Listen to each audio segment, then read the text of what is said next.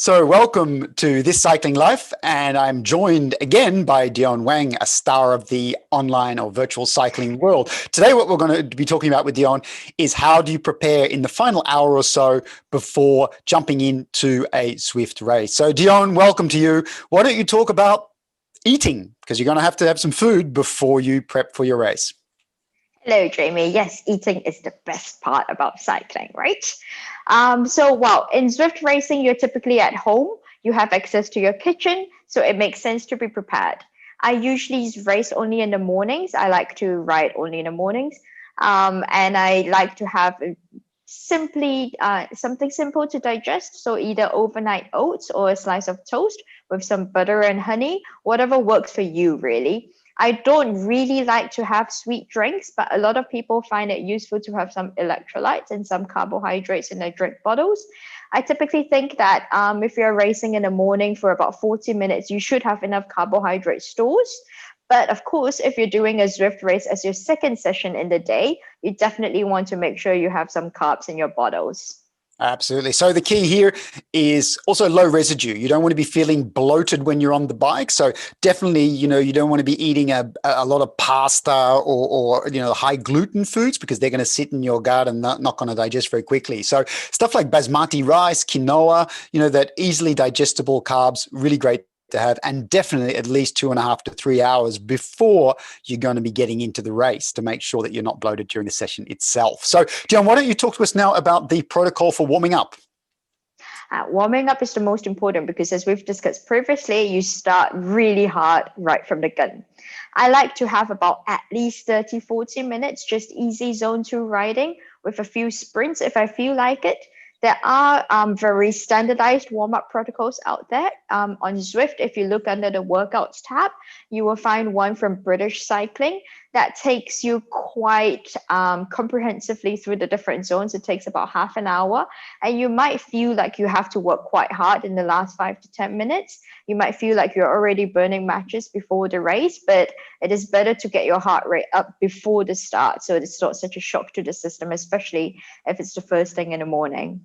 Absolutely. So I'm doing the same, Dione. I'm following some of these protocols as you are. But definitely what I do is typically about 5 to 8 minutes before the start of the race, I do a progressive to maximal effort just to get my heart rate to touch on that threshold zone. So it's not such a huge shock when you go into the race itself. Another very important tip, folks, is during the warm-up. Actually, I get off about halfway through the warm-up and I do a little pippy test. Don't know about you, Dione, but what I do actually is I do a pippy test, which means I actually get a sample. I look at the color and I actually judge my hydration levels. Yeah, because it's super important because you're riding inside. It's very easy to be dehydrated even during the warm-up. So what do? You do a little test. You look at the color. If it's clear, you're good.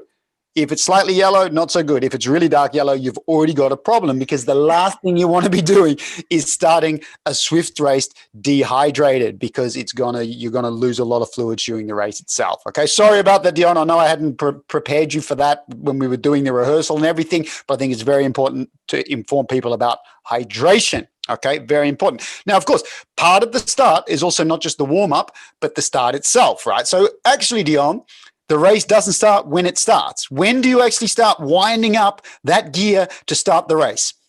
That's a good 7 to 10 seconds before, definitely. Okay. You don't want to start when the gun goes off because everyone else is already at 350 watts.